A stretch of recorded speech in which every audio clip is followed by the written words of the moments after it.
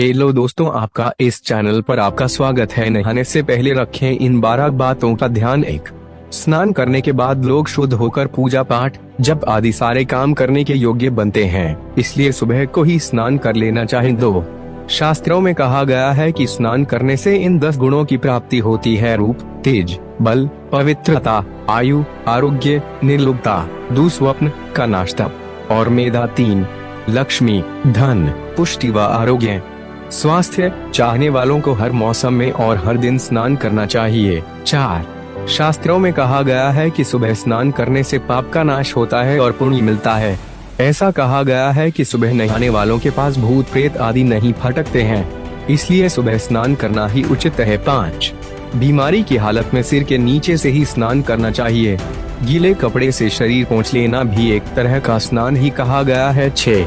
सुबह की लालिमा छाने से पहले ही स्नान लेना श्रेष्ठ माना गया है। 7. तेल लगाकर और देह को मल कर नदी में नहाना मना है।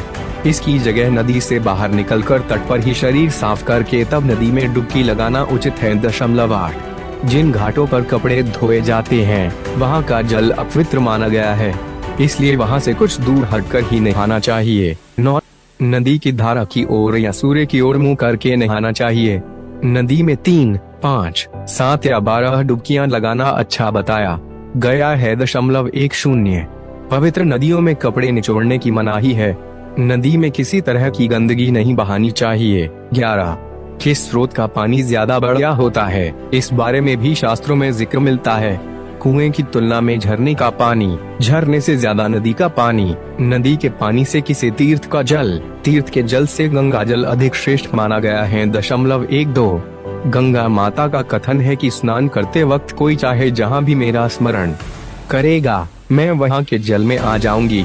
स्नान करते वक्त गंगा के उन कथनों को इस श्लोक के रूप में पढ़ना। ज्योतिष शास्त्र के अनुसार फटे कपड़े पहनने से शारीरिक क्षमता और ऊर्जा नष्ट होती है, इससे हमारा शरीर अनेक प्रकार की बीमारियों से ग्रसित हो जाता है। पद्म पुराण और श्रीमद् भागवत में इसका उल्लेख है। जब गोपियां निर्वस्त्र होकर नदी में स्नान करने गईं, तो श्री कृष्ण उनके कपड़े चुराकर पेड़ पर टांग देते हैं, और जब वो बिना कपड़े के बाहर नहीं आ पाती हैं, श्री कृष्ण कन्याओं से पूछते हैं, जब निर्वस्त्र होकर जल में गई थी तब शर्म नहीं आई थी?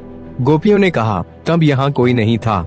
तब श्री कृष्ण ने कहा था कि यहाँ आसमान में उड़ते पक्षियों और जमीन पर चलने वाले जीवों ने तुम्हें निर्वस्त्र देखा, जल में मौजूद जीवों ने तुम्हें निर्वस्त्र देखा, और तो और जल में नग्न होकर प्रवेश करने से जल रूप में मौजूद वरुण देव ने तुम्हें नग्न देखा, और यह उनका अपमान है और तुम इसके लिए पाप के भागी हो।